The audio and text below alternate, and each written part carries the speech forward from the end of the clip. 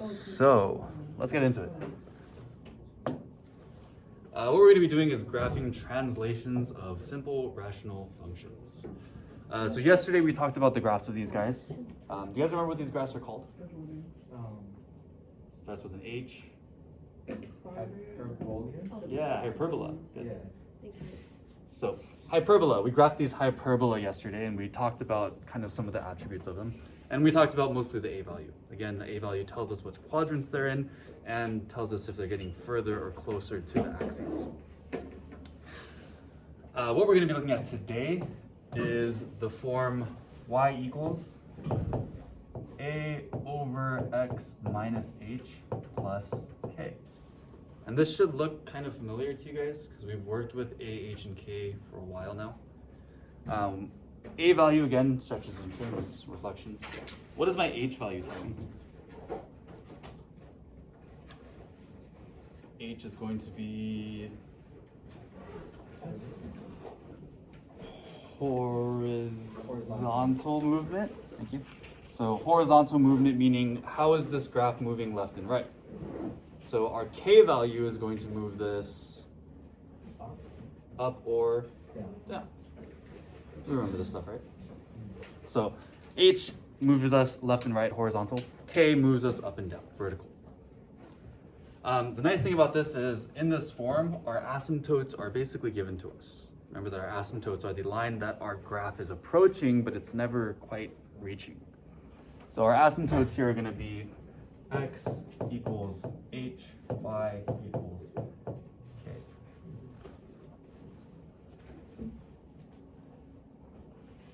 Cool.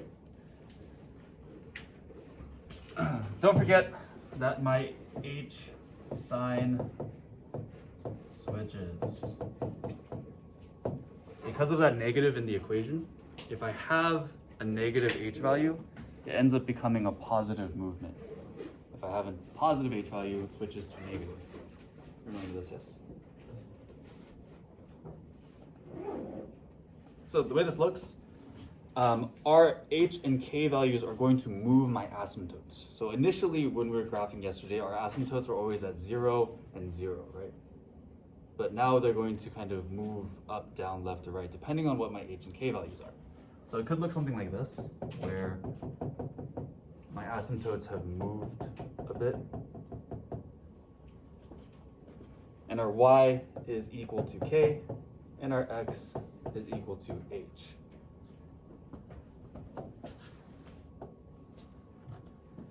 It's a little counterintuitive because h ends up being our vertical and k ends up being our horizontal, which is kind of backwards because we're used to x being horizontal and y being vertical, but that's how it goes. And our parent graph is always going to be in the first and third. So it'll look like this.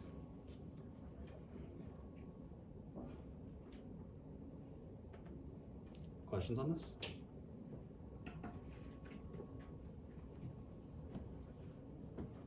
Not so bad.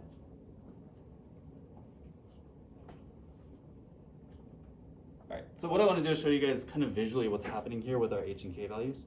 Like I said, our h and k tells us where our new asymptotes are, and that's going to move my whole graph. It's going to shift everything left, right, up, or down, depending on what my numbers are.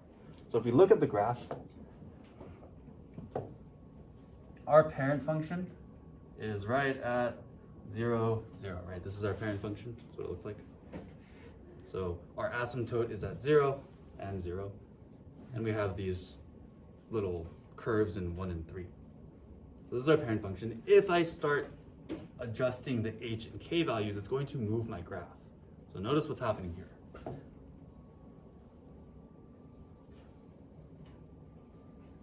So as my h value changes, my graph is going to move left and right.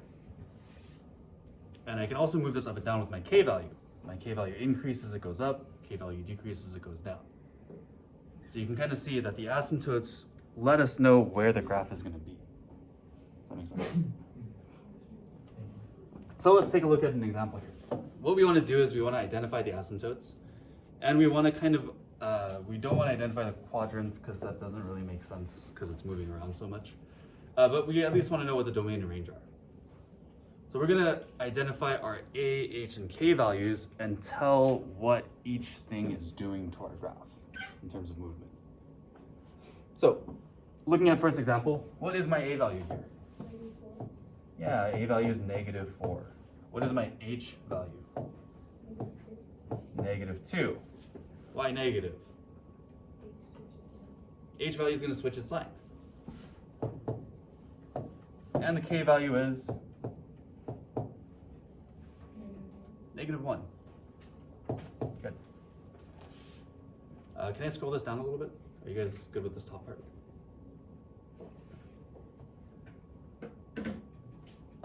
So these three numbers are going to tell me everything I need to know about my graph before I even graph it on Desmos, before I even have to type out any numbers. I can visually picture what my graph looks like without using a calculator. So A value, negative is going to do what? Put it in which quadrants?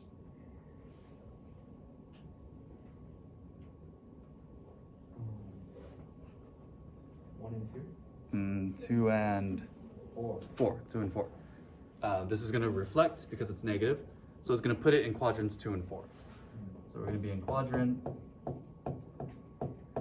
2 and 4. That 4, is it going to make my graph further from the axes or closer to the axes? Close. Further, right? Remember that any whole number is going to make it further. Any decimal or fraction will bring it closer. So this is going to be farther from axis. And what is my H value telling me? I'm going to move to the left 2 units. So I can say left 2 units. And my K value tells me that I move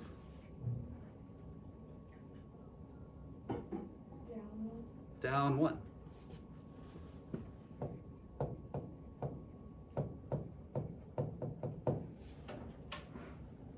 Does that make sense?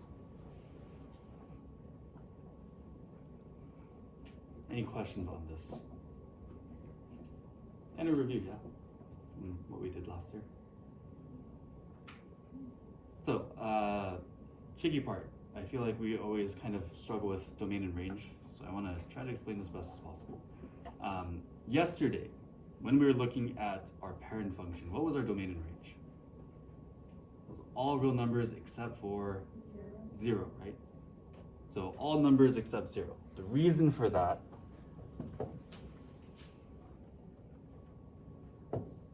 if I have my parent function, why? Go to 0. Oh my god. Okay. If I'm looking at my parent function, there is a gap, yes? And that gap is located at 0 because my asymptotes are at 0. So my asymptotes tell me where this kind of blind spot is. And that blind spot is getting excluded from both our domain and our range. Does that make sense? So if my asymptotes move, that means that my domain and range are going to change, right? Because if I move my K value, let's say my K value is 7 now. I have a blind spot at 7, meaning that that 7 is no longer included in my range. It's all real numbers except for 7. Does that make sense? Yeah. So that means that my asymptotes are never going to be included in my domain and range. So what would my domain and range be for this guy? Well, my domain would be all real numbers except, what is my asymptote? -2. And that's the only number that's not being included here.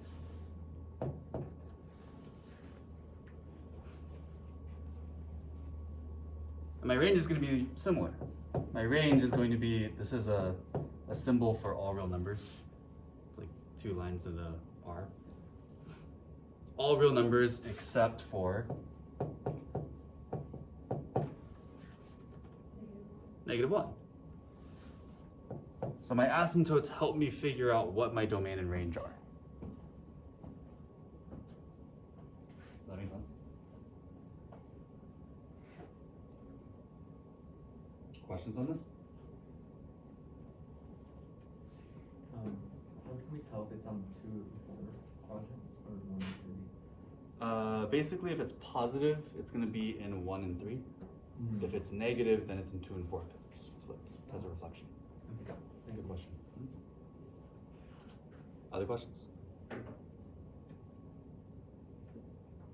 Cool. Take a look at part B. Let's do this one together as well. What's my A value here? 1, right? Number up top is my A value. Yeah. So A value is 1. What's my H value? Positive or -1? Positive. We're gonna switch our sign. And our K value is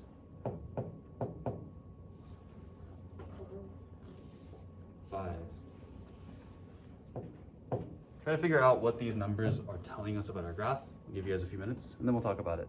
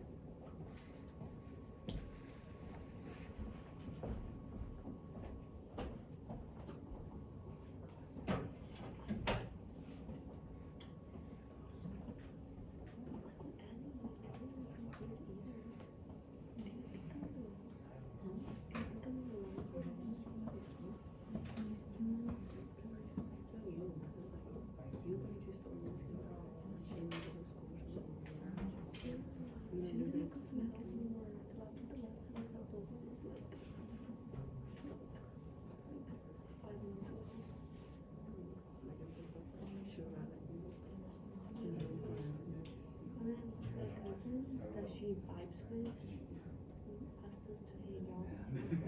And she was like, I was like, okay, I'll go myself because I already know both of them. So, yeah. Which I don't know, like, she just like is that she doesn't have vibes. Because I can do the same thing that can happen with me. And then like it makes you feel horrible, like at night before you go to sleep. Like holy shit, bitch, like I hate going to sleep go another hour down. And like not even hour down because that's some fucking like jealousy at that point. But like just like how they do it, like No problem. Okay, let's finish this up. What is my A value telling me? Yeah, quadrants are 1 and 3. We're in 1 and 3 because, whoops, because it's positive. Is there any stretch or shrink? Is it getting closer or further from the axes? Are we sure? 1. Our A value is 1. Our parent function has a numerator of 1, so has it changed? Oh, no. No. So, nothing else. We just have same quadrants as our parent function and no stretch or shrink here. What's our H value tell us? We're moving 1 unit to the right. 1 unit right. And my K value tells me 5 units up.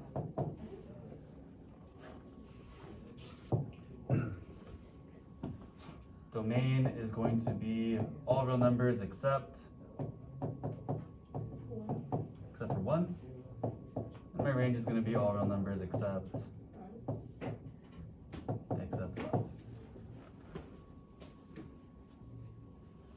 Questions on this? Did we miss any of these?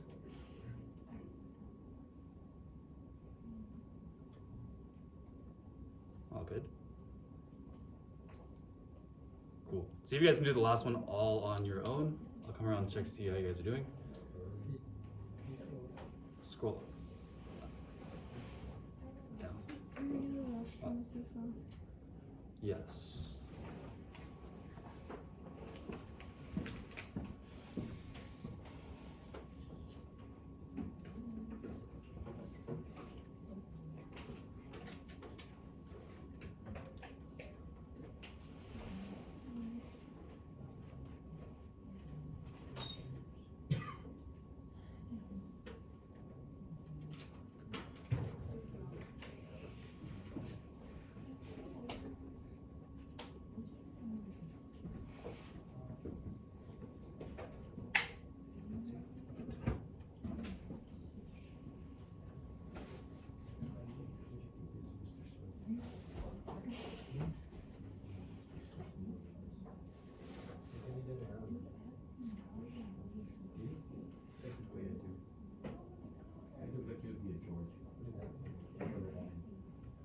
So I have a middle name on my driver's license, and then my parents unofficially changed my middle name. Nice. So they just call me by that now, and then they never changed it legally.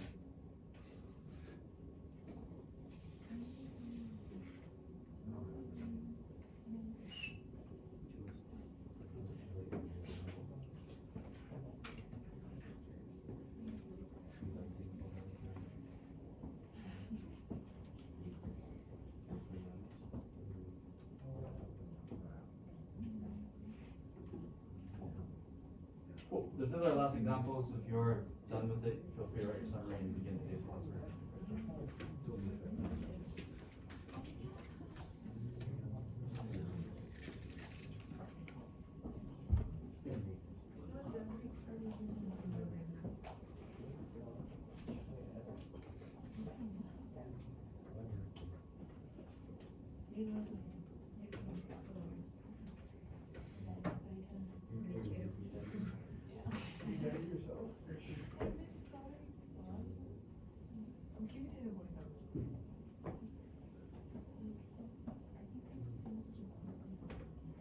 Alright, let's finish it up. Yes. So in A, it says that x equals 2. Does that mean that it'll be the opposite, so it'll be -2? For which one? A. A is -2? Yeah. Does it Just H does. Yeah. Cool. So A value is -2? -2. H is 1. And K is cool. Quadrants, it's going to be in 2 and 4. Is it getting further or closer from my axes?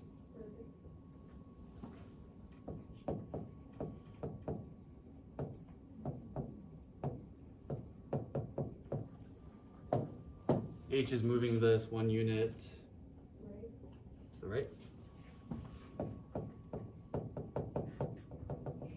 And K is moving 3 units up. 3 units up. And finally, my domain and range.